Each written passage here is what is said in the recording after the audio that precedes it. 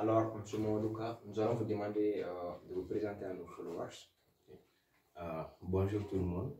Alors moi c'est Mamadou K Keita, mais beaucoup de gens m'appellent Mamadou K ou bien MK.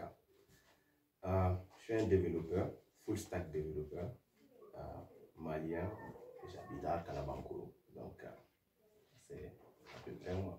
D'accord. Quel est votre parcours scolaire, professionnel? Niveau parcours scolaire, j'ai fait quasiment tout mon parcours scolaire au Mali, on peut dire ça comme ça, du jardin jusqu'au lycée, les 2 premières années de lycée. J'ai fait tout cela au Mali. J'ai eu mon BF à l'école privée Les Mains Unies et j'ai eu à faire 2 années ici au lycée Soundiata Keita et au lycée LP Mawa. Et en 2019, j'ai eu une bourse pour aller continuer mes études du lycée à l'African Leadership Academy en Afrique du Sud. Donc j'ai passé 2 années là-bas aussi à étudier l'entrepreneuriat, le leadership et aussi à suivre un cursus du lycée normal, disons ça comme ça. D'accord. Un parcours vraiment très riche. Alors, lors de votre présentation, vous avez parlé de développeur full stack. Vous pouvez un peu rentrer dans les détails. C'est quoi un développeur? C'est quoi le développement web? La définition la plus simple du développement web, c'est la programmation ou le codage d'un site internet. Ça s'effectue suivant une technique bien définie, en utilisant aussi des outils appropriés. Ces outils sont généralement les langages de programmation, tels que HTML, CSS, JavaScript, dépendant de qu'est-ce qu'on veut réellement faire comme site ou d'application. Donc ça c'est plus ou moins le développement web. Et vous avez utilisé un terme plutôt technique, full stack. Full stack, ça veut dire quoi? Développeur full stack. Ok, dans le monde du développement web, le full stack c'est quelqu'un qui fait le front-end et le back-end.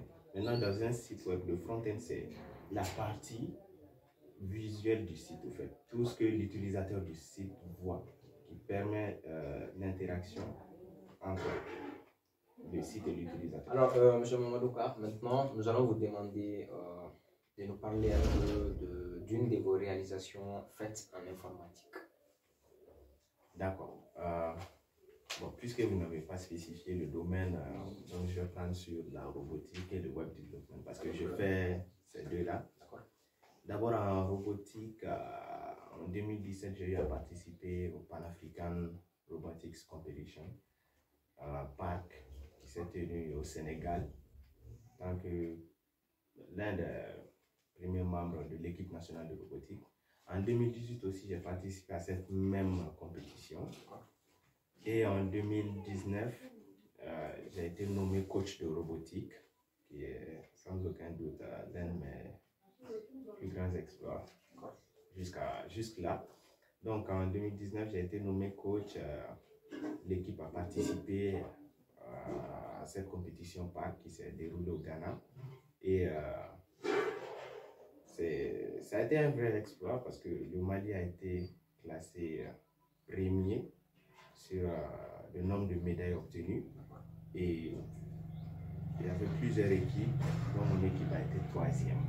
Donc c'est une fierté parce que c'était ma toute première fois d'être coach.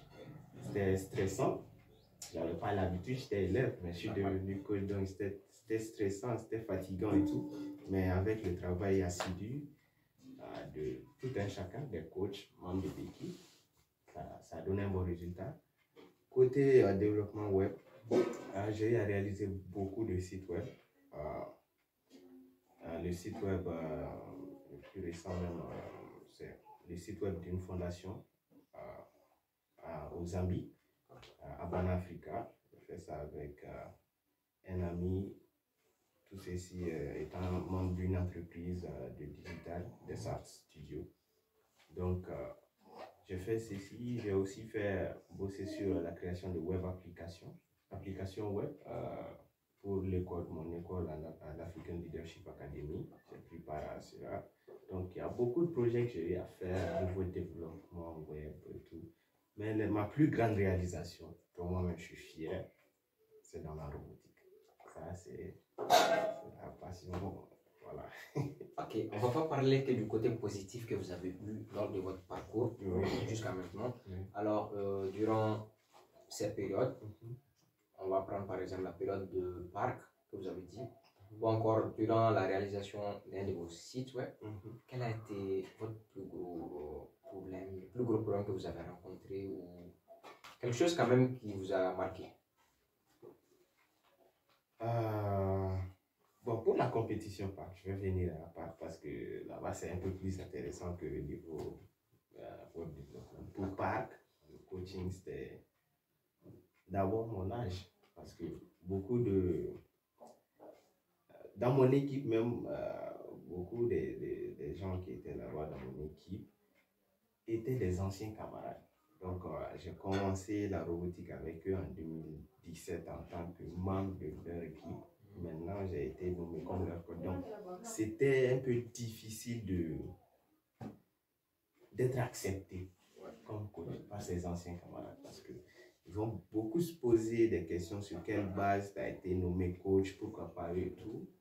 Mais bon, avec la détermination et le travail assidu, j'ai pu me faire accepter comme coach.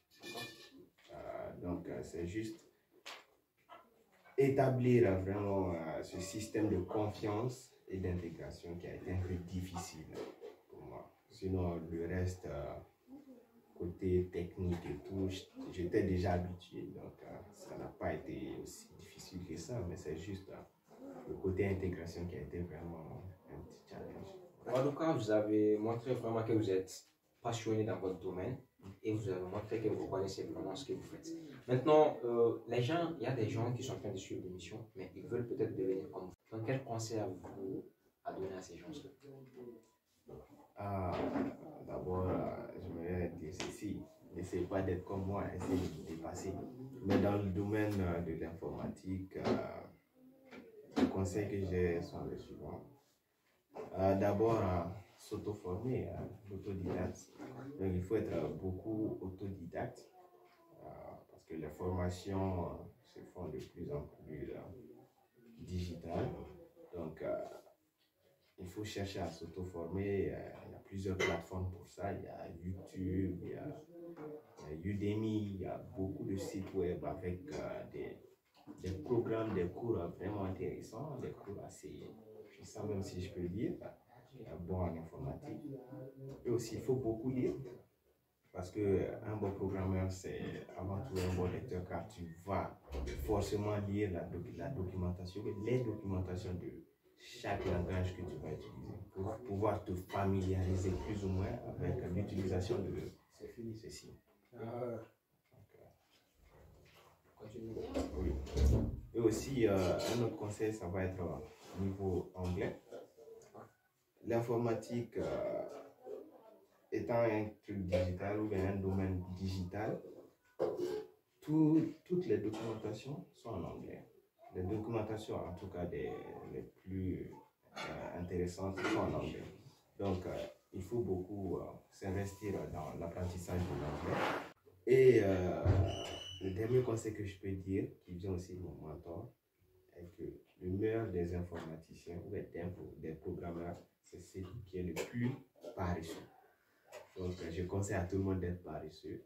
Ça va vous permettre d'écrire des lignes de code qui ne prennent pas assez d'espace, mais qui ont une efficacité vraiment choc, quoi. Donc, ça, c'était le conseil que je donne.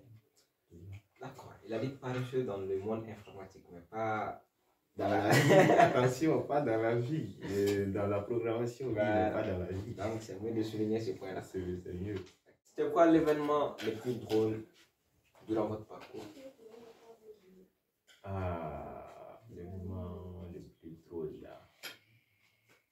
Ok, en 2017, lorsqu'on devait aller au Sénégal pour la compétition, nous sommes allés là-bas par bus. Donc, pour le voyage, on a voulu contourner une zone qui était en construction, une zone verte, je ne sais pas, qui était en construction. Et en voulant détourner, on a utilisé utiliser le GPS. Alors, le GPS nous a conduit vers Bafoulamé. Et précisément même le fleuve même de Bafoulamé. Donc, on a passé la nuit à attendre le bateau pour nous faire traverser, la voiture et tout.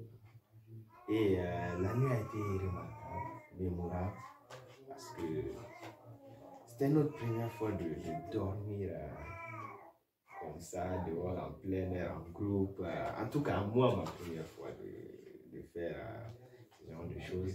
Et c'était remarquable parce que, imagine, on a dormi tous par terre. Il y en a qui se sont fait piquer par des fourmis, ça a été mon cas. Donc on a passé une bonne nuit, en tout cas mémorable. Donc je dirais que le voyage Mali-Sénégal 2017, Bafoulamé, et tous mes amis de robotique savent ça. C'est le moment le plus mémorable, en tout cas, et drôle de mon parcours en tant qu'informaticien passionné d'informatique.